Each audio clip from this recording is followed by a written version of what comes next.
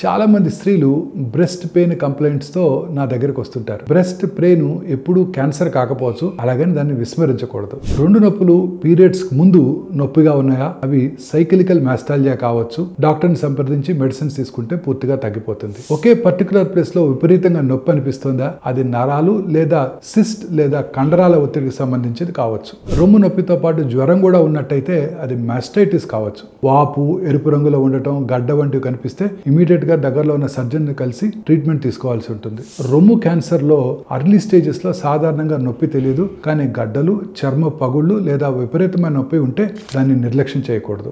జ్వరంతో కూడిన నొప్పి కనుక ఉన్నట్టయితే ఇన్ఫెక్షన్ కావచ్చు. ఖచ్చితంగా దగ్గరలో ఉన్న ఫిజిషియన్ కలిసి వైద్యం చేయించుకోవాలి. ఒక రొమ్ములోనే గడ్డ ఉన్నట్టయితే ఖచ్చితంగా డాక్టర్ని సంప్రదించాలి. ఒకవేళ అది బ్రెస్ట్ క్యాన్సర్ కూడా కాకపోవచ్చు. రెగ్యులర్ గా మీకుగా మీరు సెల్ఫ్ ఎగ్జామినేషన్ చేసుకోవడం చాలా ఇంపార్టెంట్. అది ఎలా చేసుకోవాలో మళ్ళీ తెలుసుకుందాం.